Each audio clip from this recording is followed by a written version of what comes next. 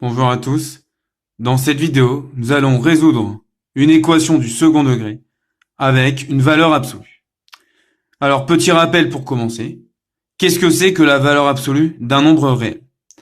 La valeur absolue d'un nombre réel grand X, en fait, c'est sa distance par rapport à 0. Par exemple, si X est positif, la distance à 0, c'est-à-dire la valeur absolue de grand X, c'est grand X lui-même. Par exemple, la valeur absolue de 3, c'est 3. Puisque la distance, l'écart entre 0 et 3 est 3. Maintenant, si grand X est négatif, la valeur absolue de grand X, c'est son opposé. Pourquoi? Par exemple, valeur absolue de moins 5, d'accord? C'est la distance entre moins 5 et 0. Mais la distance ou l'écart entre 0 et moins 5 est de 5, puisqu'une distance est toujours positive. Ok? Bien. Donc ici, nous allons résoudre cette équation. Donc là, nous avons une valeur absolue. Nous allons valeur absolue de x moins 2. Donc, si vous avez bien compris, valeur absolue de x moins 2, il y a deux possibilités. Si x moins 2 est supérieur à 0, supérieur ou égal à 0, si x moins 2 est positif, valeur absolue de x moins 2, en fait, c'est x moins 2. D'accord? Donc, c'est ce que je vais écrire ici. Donc, si x moins 2, donc si x moins 2 est positif, c'est-à-dire si x est supérieur à 2, alors valeur absolue de x moins 2, c'est x moins 2. Tandis que si x moins 2 est négatif, d'accord, valeur absolue de x moins 2, ça va être l'opposé de x moins 2. Donc si x moins 2 est négatif, c'est-à-dire si x est inférieur à 2, alors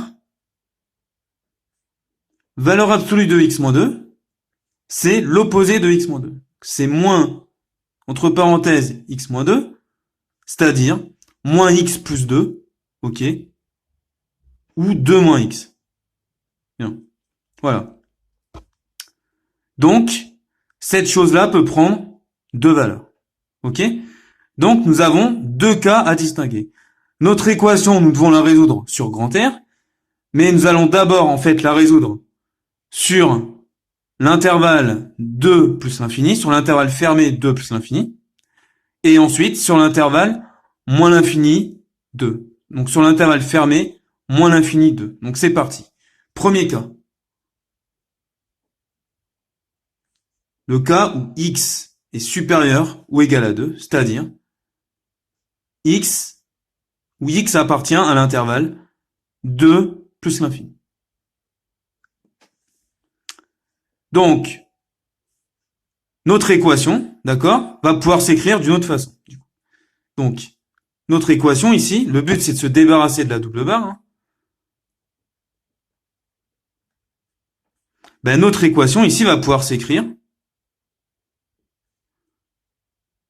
donc d'une autre façon, c'est-à-dire que en fait, je vais pouvoir remplacer valeur absolue de x moins 2 par x moins 2, tout simplement, sans la double barre. Donc, je vais remplacer valeur absolue de x moins 2 par x moins 2. Donc, je vais obtenir du coup donc x carré moins x moins 2, donc entre parenthèses, c'est-à-dire donc x carré moins x plus 2 égale 0. Voilà. Donc, mon équation, d'accord, sur l'intervalle, résoudre mon équation sur l'intervalle 2 plus l'infini, d'accord, ok, équivaut à résoudre cette équation, qui est une simple équation de degré 2. Donc, pour résoudre ce genre d'équation, je vous rappelle, généralement, on calcule delta. Alors ici, si on calcule delta, je peux vous laisser le faire. Vous pouvez faire pause, si vous voulez. Bien. Alors, on obtient un delta négatif. Ici, on obtient moins 7. Et je vous rappelle que quand delta est négatif, il n'y a aucune solution réelle. Donc cette équation-là n'admet aucune solution réelle et a fortiori aucune solution sur l'intervalle 2 plus l'infini. D'accord? Donc dans ce premier cas-là, on n'a aucune solution pour l'instant. Deuxième cas maintenant. Donc le cas où x est inférieur à 2. C'est-à-dire où x appartient à l'intervalle moins l'infini 2. Alors mon équation, ok, va pouvoir s'écrire d'une autre façon encore.